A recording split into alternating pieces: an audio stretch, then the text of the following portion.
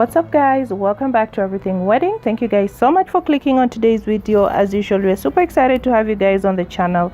If you're watching this video today and you're not yet subscribed, you might want to consider subscribing to the channel, and also do not forget to give this video a thumbs up, as that helps to grow the channel. You can also leave me a comment in the comment section. Let me know which gown for this particular video is your favorite and why is that gown your favorite.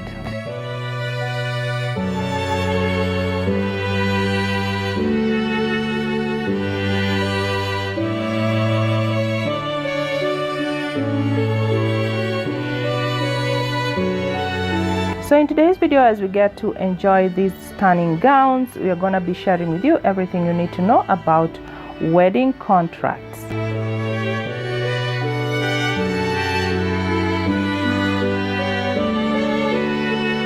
So you wouldn't want to buy a house or a car without knowing exactly what you're getting yourself into. The same holds for a wedding. A wedding is a significant financial undertaking, and wedding contracts ensure you know exactly what you're getting, when and how you'll pay for it, and perhaps most importantly, what happens if those services aren't able to be delivered in full. So don't sign on the dotted line without spending some time with the pages.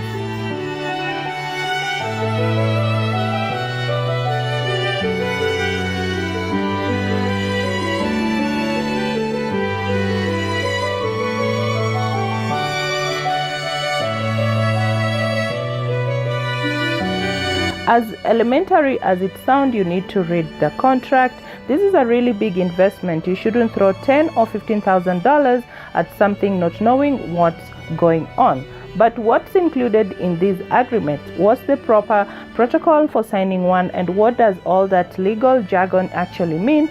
We're going to be sharing with you everything you need to know about wedding contracts.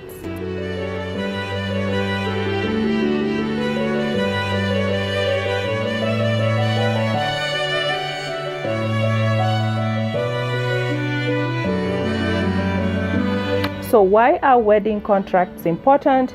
Wedding planning can often feel like it's all romance and butterflies, but at the end of the day, working with a vendor is a business transaction, and it's crucial to ensure components of that transaction are clear to both sides. A contract makes sure that everyone is on the same page. It also protects both parties from potential issues.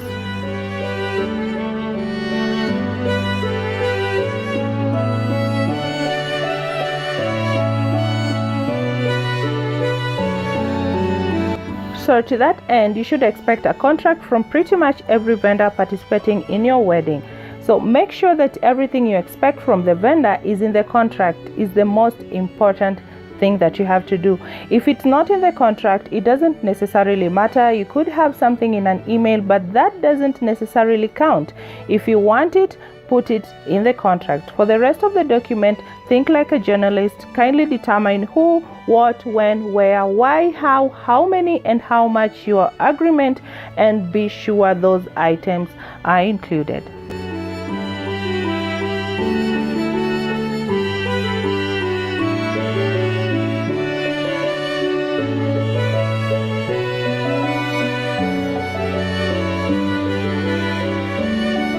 So how are wedding contracts organized? Contracts are typically broken into sections called clauses. So we are going to look at the clauses to look out for. So service provided. This clause should include a specific rundown of what you'll be receiving from a vendor. It should go beyond a general description of their business.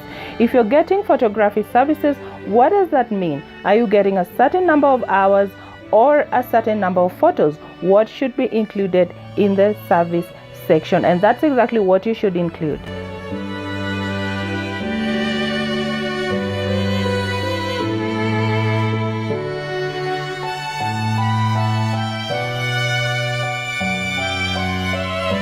The service section should also specifically detail who is providing the services. Are you contracting with an individual or are you contracting with a company? That distinction can become important later on if conflict arises.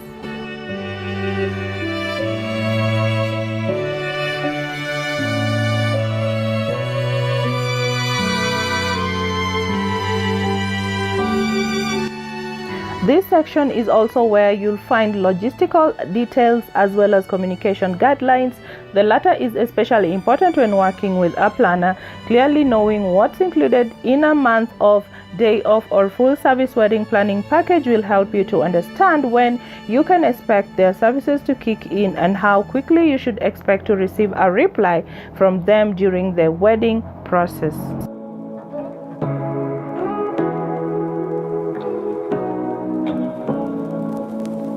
Say what you want to say to me. Another clause is the travel. If your wedding is happening outside of a vendor's standard radius of service, what additional cost are you expected to take on to get them there?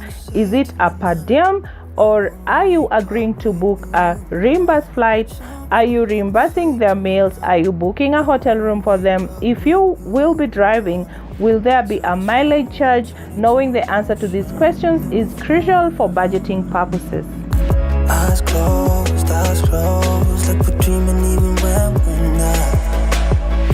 You and me got a whole other meaning, I don't know. Another one is payment. What is the non-refundable deposit? When are the payment installments due? When are the additional payments refundable versus non-refundable? What are the overage fees? What are the penalties if you're late on a payment? These financial details should be clearly listed out in this section. Say to me now, I wanna wake up with you in the morning. Show me there's nothing fake to me now. I wanna wake up with you in the morning. We can do nothing at all. So what? Another one is termination. Termination is different from cancellation in that it results from something that happens within the relationship between the vendor and the couple, not outside of it. It should be treated as a separate clause from the postponement and cancellation. If you as a couple are not happy with the services being provided by the vendor, how do you get out of a contract that's not serving you? How do you move forward, and what happens to the payments you had made along the way? Say what you wanna say to me now. I wanna wake up with you in the morning. Show me there's nothing fake to me now. I wanna wake up with you. So the last one is the force majeure. As a contract clause, this French phrase is a way for a party to excuse their performance of a contract without penalty where there are situations beyond the control of said party that were not foreseeable in any way. Perforce a majeure clause does need to name a specific event as a force majeure event in order for that event to be counted under the clause.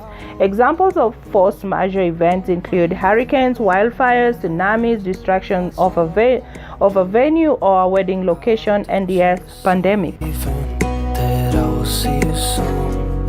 So guys, thank you so much for watching today's video. We're going to be continuing with common wedding contract terms in our next video. I hope that you guys enjoyed the video today, and we're looking forward to see you guys on the next one. If you're watching and you're not yet subscribed, kindly hit that subscribe button.